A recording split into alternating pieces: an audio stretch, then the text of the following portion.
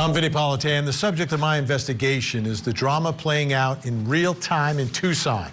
The abduction of Nancy Guthrie, a case that many thought would be solved weeks ago, but still tonight has investigators stumped. Here's the story.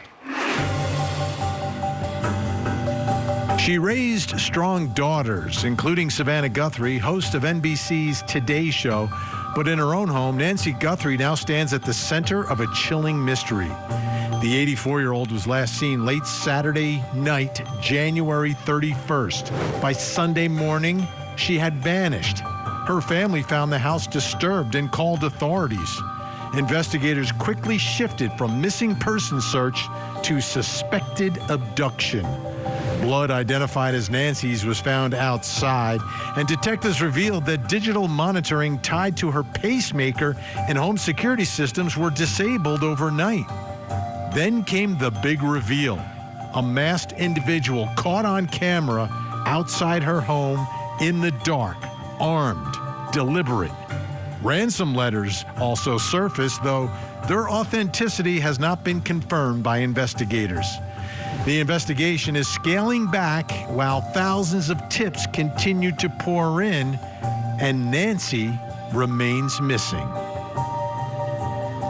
So as Nancy remains missing and still waiting for that big break, that arrest, whatever is going to happen to change the game here, you always have to kind of go back and remember and reflect about some of the facts in the case and the way things have developed here. So let's bring in Court TV field reporter Cody Thomas, who's really good at this stuff. Cody, let's go over that timeline again about what we know here. Well, yeah, Vinny, we know a couple of things. We know that Nancy was last seen the night of January 31st. That was a Saturday going into the morning of February 1st. She was last seen January 31st after being dropped off by her daughter, Annie, who also lives out there in Tucson nearby. She was dropped off around 9:45 that night. Now, she didn't show up at church the next morning, that Sunday morning. The family went to check on her at the house, found out she wasn't there. She was reported missing by noon on February 1st. But what I want to do now is take a listen to the sheriff talking about a timeline of what law enforcement thinks happened that morning of February 1st. Take a listen. This is a timeline that we have been able to develop with some of the things that we've had processed. Various pieces of electronics that we've gathered. Sunday morning, early morning at 1:47 a.m., the doorbell camera disconnects. At 2:12 a.m., software detects a person on a camera, but there's no video available. They had no subscription, and therefore it would rewrite itself, it just kind of loops, right, and covers up. That's what our analysis teams have told us. We're not done with that. We'll do all we can, but that's what it says. So that detects a person on camera. Could that be an animal? I imagine that's possible. We don't know that. We just have no video. But we're not giving up on that. 2:28. Nancy's pacemaker app shows that it was a disconnect from the phone. When you say the doorbell camera was disconnected, do you believe that that camera was taken? We do not have it in our possession. We've not located it. So then, as this investigation continues to unfold that week, the ransom notes start coming in. Multiple ransom notes at that. An imposter was eventually arrested for trying to take advantage of the situation, but the FBI at the time said they were taking one of those notes seriously. Take a listen to this. We are aware of a ransom letter that was sent to the local media and then to national outlets. As with every lead, we are taking it seriously. There have been, as far as we know, I think 3 ransom notes so far, 1 arrest. Are they all different? Do you think there's different authors behind all of them, or? So the one that went to the media is the one we are currently investigating and working on. The imposter that I talked about, where an arrest was made early this morning, that there will be more information. We believe there's no evidence to connect this to Nancy's case. It was someone that was trying to profit from it, a total imposter. And we know that note that they were taking seriously demanded $6 million specifically in Bitcoin. That note also had 2 deadlines that have since passed. We're sitting here now 38 days into this investigation, and Vinny, still no Nancy. No Nancy. and Cody's going to stick with us. This case, at many points, has reminded me of the Idaho case. But in the Idaho case, that knife sheath was left at the crime scene. It was such a big mistake. Which brings us to the first question in our investigation tonight on this case. What mistakes did the abductor make? Is this a perfect crime? Or were mistakes made? Let's bring in some guests to help us out here. Joining me, former NYPD officer, retired Nassau County Lieutenant and Commanding Officer Mike Gould, and retired police officer after 2 decades, Dr. Mike McCutcheon. All right, Mike Gould, I'll begin with you. What mistakes do you believe the abductor made here?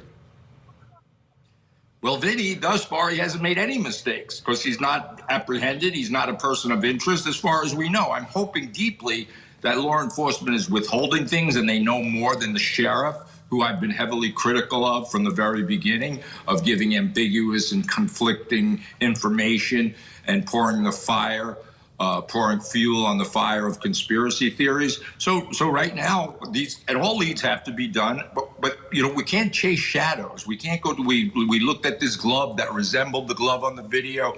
We spent 3 days analyzing it, and for that to be credible, it just wasn't. It turned out not to be. So right now, there is no mistakes. Will there be? This is not a cold case by any stretch of the imagination, and it will be solved, in my opinion. Mike, is what you're saying that the abductor may do something from this point forward that could get him No, I think caught? Investigators will do something.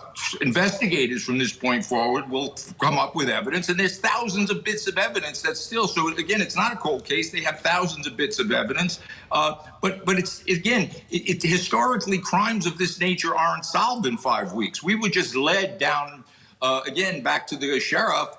He never controlled his narrative on this case, so he allowed conspirators. There's conspiracy theories now that he did it. That's how crazy this has become. Oh, yeah, I've seen those. I've seen those, Mike. All right, Dr. Mike McCutcheon, from your perspective, what mistakes did the abductor make here? I agree with Mike that, you know, after 20 years, I would think I would be able to pick this apart, but there's not much to pick apart because we haven't caught anybody and we don't have a person of interest. The only error that I could see at this point is by not preparing for the camera. And think of it, as you said, with with Brian's case, where he left that sheath behind. In this case, if we didn't have this video that's playing where he walks up to the camera with his glove on, we'd have zero things to put out to the public. So that would be his only mistake. But I can't really point out many mistakes because I don't know what they're going to be able to find in order to catch or identify somebody. So the only mistake here is that video that's playing where they captured a person on camera. Besides that, there's very little at this point until we know what the analysis of the evidence that's collected or hasn't been tested. And it's, as Mike said, it's just going to come down to police work and knocking on doors and pulling that thread until you find that connection to Nancy and who was there for or why they were there. Now, Mike Gould, on that video, we can identify the type, the make of the backpack that he's wearing. Some of the clothing, there's been discussions. The mask, there's been some discussions. Mask seems similar to some other ones that are out there, but the backpack specifically, if in fact he purchased the backpack himself, that'd be a huge mistake. Yeah, the backpack, frankly, I did think was a significant part of evidence or mistake, if you will, because that can be pretty well identifiable. They can track it through lot numbers and where it was purchased, et cetera. But everything else, Vinnie, he's described as a person 5'9" to 5'10", medium build. That's half the male population in the United States. So is that a significant lead? There's nothing else except the backpack, which I think, and they may be working on. Again, I have faith in the FBI and the investigators of following through on this. It's just today the sheriff announced they're not using cadaver dogs to search for it. That this blows my mind. It actually infuriates me. I don't understand the logic behind it. But yeah, thus far, no mistakes. Dr. Mike McCutcheon, are you surprised that the backpack has not led to something yet? No. Whether it was a happy accident or whether it was intentional, using a backpack like that is so common. It's not like it is a unique backpack or a very expensive backpack, something where you can really track it. If you're using I'll say a generic brand, a backpack from Walmart, where there's thousands and thousands, and I don't know how many, it could be 1 million sold, it's much more difficult to track than if it was a high-end backpack that, 500 are sold because they're really expensive. So as a happy accident, they may have unintentionally made it more difficult to track just because there's so many out there. How many have they sold in Arizona that particular week? Could be, in the hundreds or thousands. So I don't think that it's as significant as if it were something that were more easily identifiable, like OJ's Bruno Mali shoes. And that was until the civil trial that they were able to put the pieces together on that. But if they had that for the first case, maybe it makes a difference, maybe it doesn't make a difference. Mike Gould, does your gut tell you that this is a local suspect or group of suspects here? Or do you think it's possible that they came from out of town, like out of the area, and somehow targeted Nancy, but came from the outside to do that? Yeah, so I hate to speculate on something like that because that's a whole wide band of possibilities. But I will stick with my prediction from the very beginning, which sadly I feel that Nancy's life was taken very early on, if not within. She never left the house alive. That's my prediction, and her body will be recovered within a reasonable distance, and that's based on history. That's not my psychic predictions. And the body will be recovered somewhere within maybe 5 miles of the crime scene. Dr. Mike McCutcheon, do you think it'll be easier? Which is more difficult, to track down the suspect if Nancy is alive or if Nancy is not alive? Well, there's two answers to this. If they find where her remains are, that's potential for more evidence. So that would be something that more leads just from the evidence that's there. As I always say, having a living person, keeping that person alive, transporting that person is very difficult. And I think that is where it would be easier to track somebody if they're alive, because they have to take more precautions to keep that person quiet, to make sure that nobody sees that person. They have to maybe change behaviors. So it could be either way. If they find the body and they have evidence to go on, that could be great. But hiding a person for a long period of time is difficult. Yeah, and I'm following exactly what you're saying. It's perfect logic that it'll be easier to get the suspect if he has to keep Nancy alive and keep her hidden. It's easier to find him because it's more difficult for him to get around. However, if you found Nancy, that could lead to the suspect quicker. Interesting. Right. Mike Gould, give me your confidence level of this case being solved. 0 to 10. 10, it will be solved. 0, never will be solved. I'm at an 8. I usually stick with a comfortable 8 because it's been happened before. But it's not going to happen quickly. Somebody knows who did this, by the way. They know who did it. It's just a matter of what is going to compel them to share that information with law enforcement if they haven't already. So it's very unlikely that this is just a complete lone wolf, no family member, no friend, nobody knows. I think on an 8, a scale of 1 to 10, it will be resolved, but it could take many years. I'm working on a case from 25 years ago that I think will be resolved this year on 9/11 of a missing person that disappeared. And I'm very confident with new evidence, because DNA evidence is always evolving. It's always getting better. So what happens today, in 2 years from now, might be a completely different scientific analysis of this case. All right, Mike Gould, always great to have you on. Thanks so much. Dr. Mike McCutcheon sticking around. Coming up next, how did Nancy Guthrie leave her house? We love you, Mom. Thank you, Mom. We love you, Mom. Stay strong. We love you. Worked hard all my life. I learned the secret to success is speaking in your authentic voice. And I bring that lesson to my show every morning.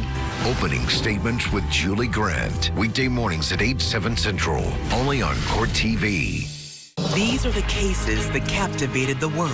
Couldn't keep my life straight. They were killed by their own children. That challenged the legal system and ourselves. Court TV, Legendary Trials.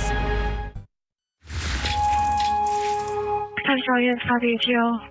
Simply reference missing person on the PTSD at 5820-5020, approximately Escalante. Copy reference Nancy, a white female, 84 years of age, 5'2" medium build, Pineapple blue, wings after 2200 hours as of yesterday. Nancy has high blood pressure, pacemaker, and cardiac issues. And then regional 618. Nancy Guthrie, 84 years old. We know that. We also know that there was blood found outside of the home. And a lot of questions, a lot of unanswered questions about what exactly happened inside the house. And is it one person? Is it more than one person? There's a lot of unanswered questions here. I want to bring back in Court TV field reporter Cody Thomas. Now, there's some reporting out there talking about an expert who's saying that they believe Nancy was carried out of the house. What can you tell us about that? Yeah, and that reporting is coming because this expert has, insight on the pattern, how the blood looked outside on Nancy's front stoop. And let's take a look at some of that blood again. We see it here. This is on the front porch right outside Nancy's door. One thing we know about this blood is that the DNA matches Nancy's. It is hers. It's her blood. And we see obviously a high concentration of it right here on her front steps. Now, important to note that none of this blood was found inside the house. But we have this video from Fox News Digital, Vinny, and it shows blood in the gravel driveway. Here's going to pan away from the door here. They're going to back up behind the steps or going towards the road here. You're going to see a few more drops there. Reporting from Fox News Digital suggests that more of these droplets here obviously were found in the driveway going towards the road. So the front steps and the driveway, but not inside the house. Now, News Nation's Brian Inton spoke with an expert who gave us more insight on these blood patterns. This is from Yahoo.com, quoting what was said to Brian. It says, retired FBI Special Agent Maureen O'Connell shared her thoughts on what the blood spatter pattern outside the home could mean. Quote, I doubt that she walked out because there were no voids, O'Connell said during an appearance on Brian Politan Investigates on Sunday, March 8th. So let's say the pattern of the blood is concentrated here, but the sphere is this big, it's round.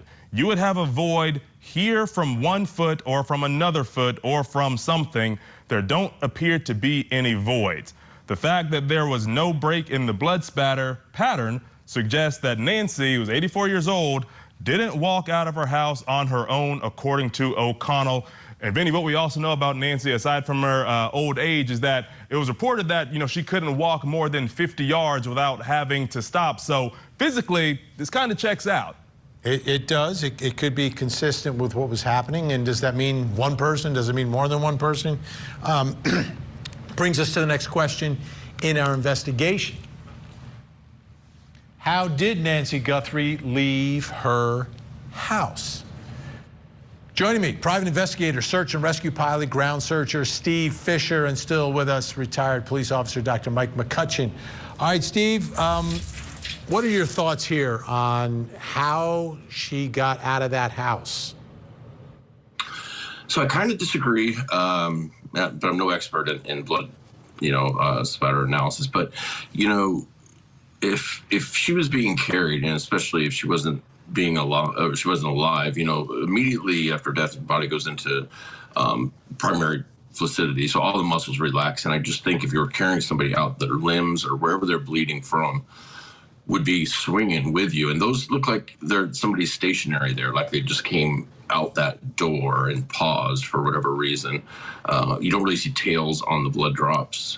So I think she could have come out under her own power, being forced out, not, but I think she may have been alive and under her own power. And I think the person might have been in front of her, and that's why we don't see any smear prints with the feet or anything.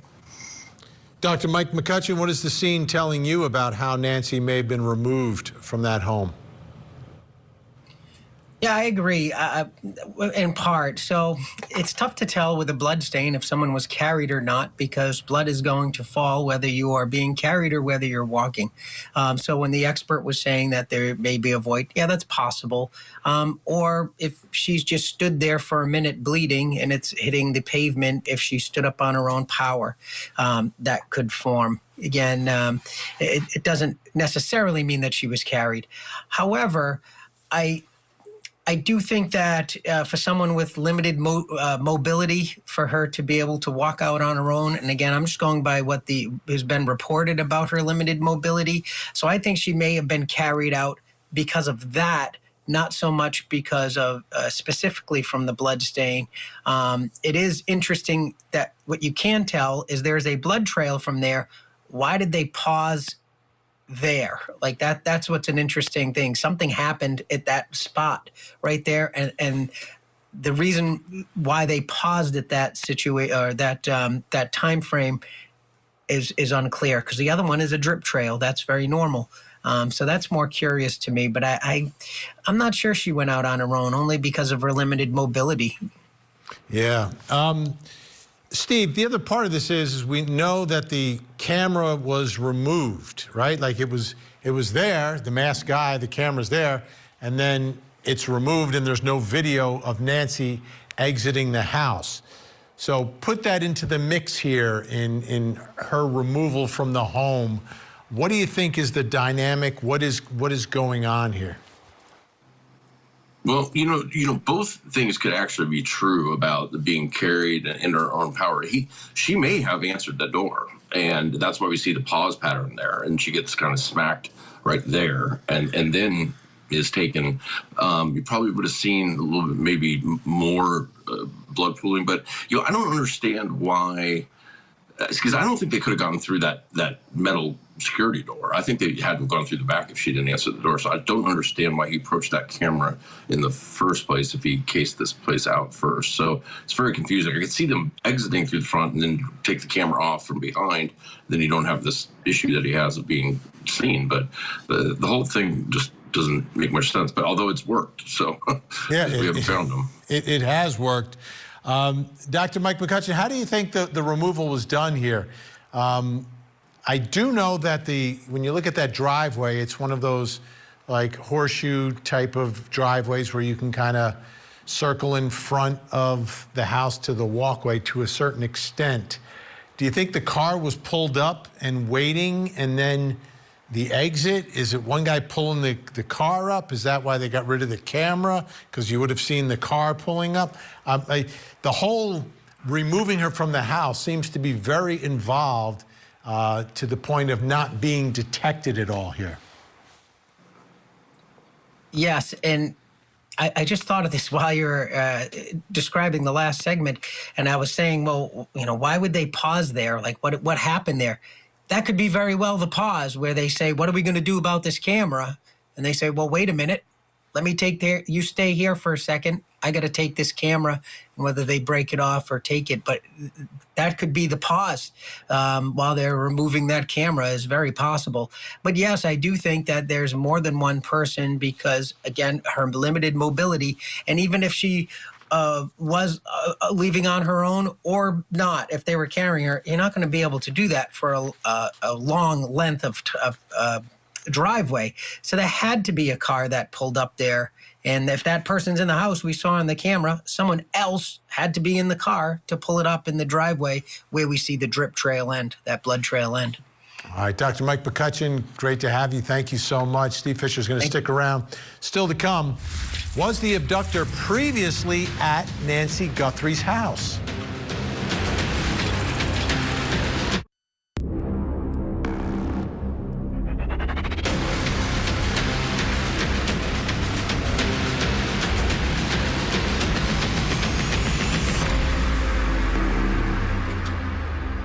I'm Vinnie Politan. We continue our investigation of the abduction of Nancy Guthrie, the mother of Today Show host Savannah Guthrie. A lot of resources and a lot of tips, yet still no sign of Nancy or her abductor. Here's the story. Nancy Guthrie is 84 years old, a mother, a grandmother, a woman who lived quietly in the Catalina foothills north of Tucson. On Saturday night, January 31st, she returned home around 9:45 p.m. after dinner with family. By morning, she was gone. When she didn't show up for church the next day, relatives checked on her. Inside the home, something was wrong. Deputies soon declared the residence a crime scene. Authorities say the evidence indicates Nancy did not leave voluntarily. Blood confirmed to be hers was found outside.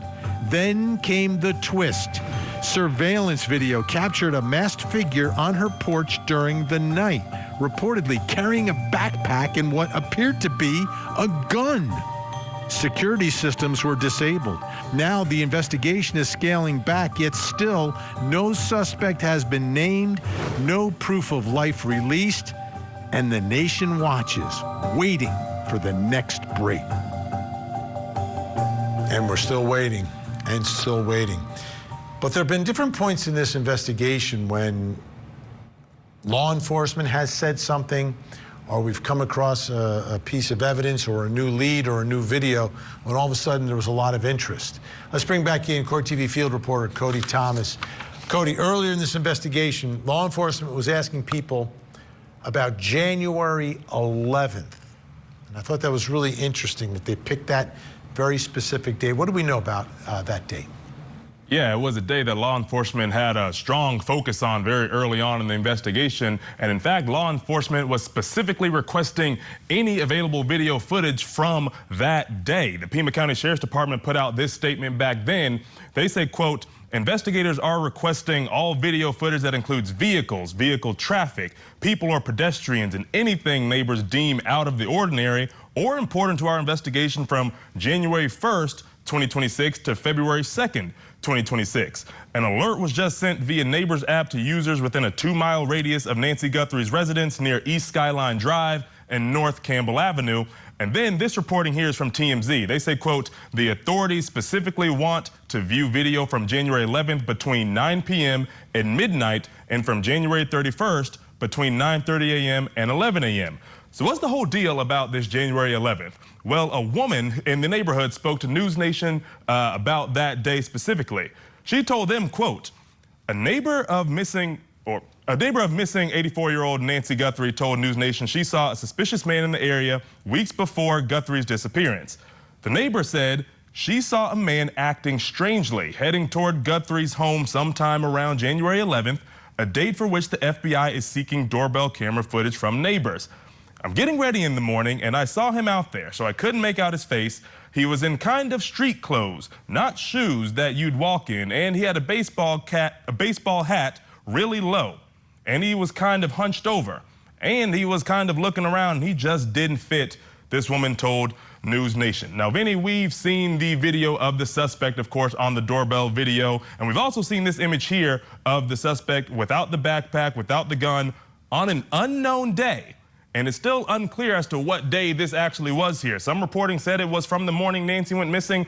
Other reporting suggests that this image was from an earlier unspecified day, maybe January 11th. We just don't know right now. Crazy. So many parts of the story not making clear sense at all. Thanks so much, Cody. That brings us to the next question in our investigation. Was the abductor previously at Nancy Guthrie's house? Whether it's in that image that was released, or perhaps the person's seen on in the neighborhood that day, is it relevant to January 11th? Is that video matched to January 11th? Still with us, private investigator Steve Fisher, and joining me, private investigator Lauren Vellucci.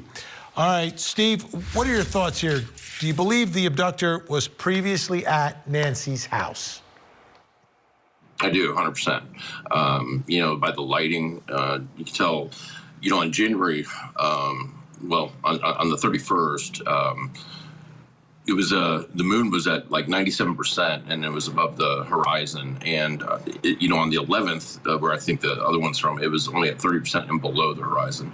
These Nest cameras have great infrared ability, and infrared light is very sensitive to moonlight. In fact, during full moons, they often switch to day mode, in color mode, because of that. So I think it's definitely a different day. And I think that they know that through alerts also, because even though she didn't have a subscription, it doesn't hold the video, but you still get the regular alerts, and those hold inside your app. So they might have gone back and seen that she had an alert from this, back on the 11th. Yeah, I never thought about that. Even though you don't have the video, you do have the information as to when she was alerted that there was some sort of motion or movement. All right, Lauren Vellucci, what are your thoughts here about the abductor? Was he or she, right, previously at Nancy Guthrie's home? Oh, I don't think there's a doubt about it. Just like in all of these other high-profile cases like the Idaho 4, that guy scoped out the place numerous amounts of times. And I think when this guy or multiple men, if my theory is correct, when he is caught, I think we will see evidence kind of proving that there was multiple times. I don't think it was just one time, but I agree with Steve. This is absolutely a different time. It defies logic that it would be the same night, because he would have had to take that holster off, therefore leaving himself vulnerable without a gun if he went back up to that door. So it is absolutely, in my mind, a different night. All right, let me ask you this, Steve. Do you believe the abductor or someone connected to the abductor, or perhaps a second person that we don't see on video, at any point prior to that early morning was inside Nancy Guthrie's home? I think there's a good possibility. And, they spent, or I'm saying they, because I do believe there's multiple people, a lot of time was spent in that house, from the timestamps that we got. And you have to be really comfortable that that person definitely lives alone. You have to know a lot of things to be that comfortable. And you also have to be pretty confident that they don't have an alarm system that triggered a silent alarm or something where authorities are on their way. Because that's probably what that dry run was for. No gun or anything. So if the person does get caught, it's a simple misdemeanor type of, prowling thing. But I think that they knew the layout of the house. I think it's somebody that's going to be. I think there's going to be one of the people is going to be somebody that's been in that house that's connected to her in some way. Lauren, do you agree? Do you think there's more than one person involved here, and any of those people involved have inside knowledge of the home, meaning they've been inside that house? 100%. I don't even think that there's a doubt about that. I don't believe in coincidences. This operation was not the guy on the camera who was covering up that camera with weeds. It just wasn't. So I believe at a minimum there was 3, because someone was in the house, I believe, and there was someone at least driving around to come to pull up the car when in fact they took her out of the home. To me, that man didn't go in there and spend 45 minutes or whatever it was and then take her out alone. I think there was at least 2 that were in the home and at least 1 driving. Steve, here we are, and to me the most difficult thing about this investigation, because it's an abduction, is we don't understand the why of it. We still don't have and that makes such a, if you answer that question different ways, it makes you look at what happened here so differently. How are you looking at it? It's so confusing. It's like how you said, like, why the ransom, and then all of a sudden it's just completely dropped. Even if she had died, like, why not? Why haven't they figured a way to take the $1 million? It just doesn't make sense. So one thing I would like to learn more about, because it totally got looked over, I feel, is that the card that is on the door from an investigator at Adult Protective Services in Arizona, the sheriff said, somebody called them when she was a missing person and they came out. I don't believe that for a minute. And they're not sworn investigators. They wouldn't be allowed in a crime scene to come put it on a door when there's blood right in front of it. So it makes me wonder if somebody was concerned about somebody was using her, manipulating her, taking advantage of her financially or something. I'd like to know why that investigator was there doing a door knock.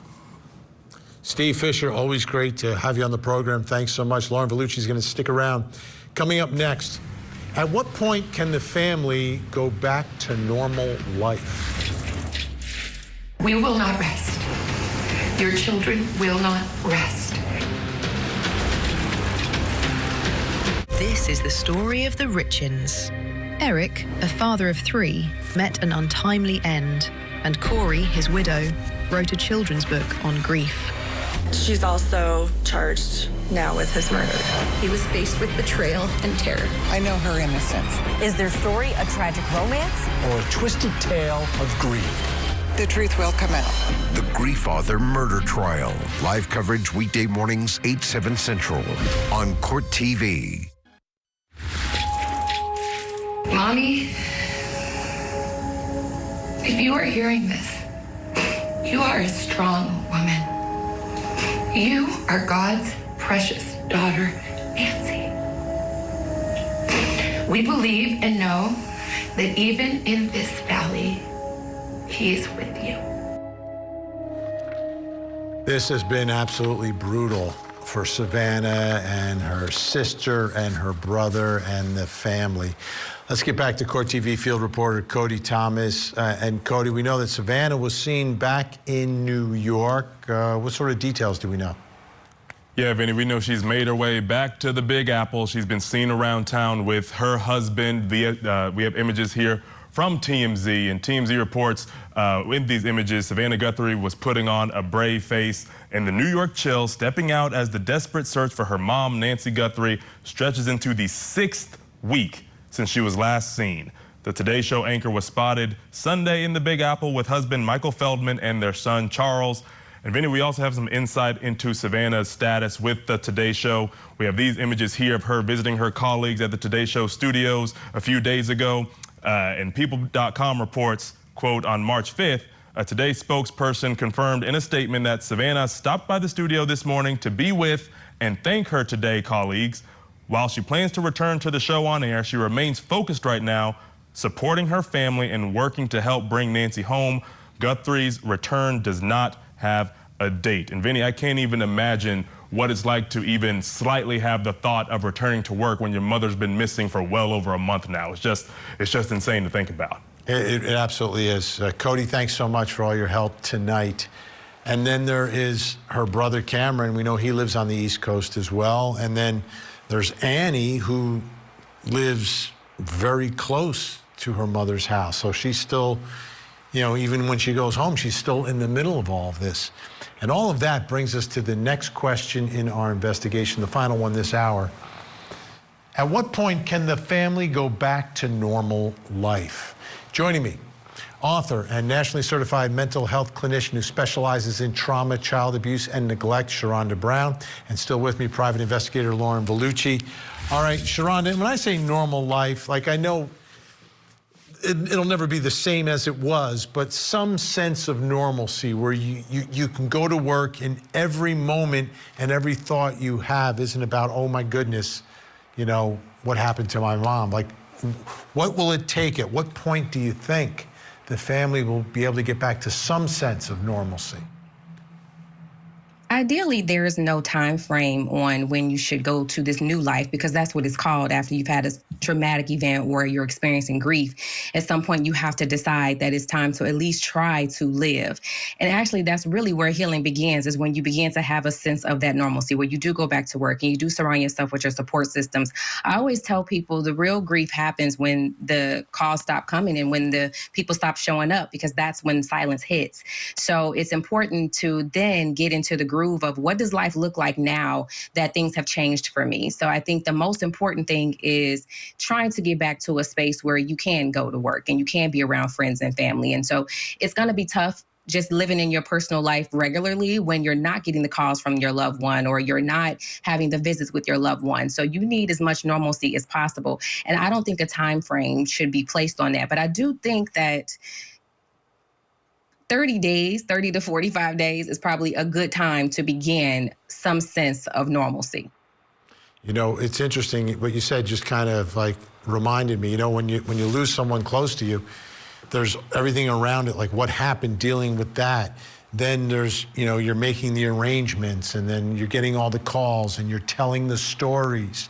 And then, you know, in our family, we have, everyone gets together after the funeral. And then I just remember, you're in the room, everyone's there, and then everyone's gone. And that's like the first time that you're like, this is the rest of this is what it's going to be like from this point forward.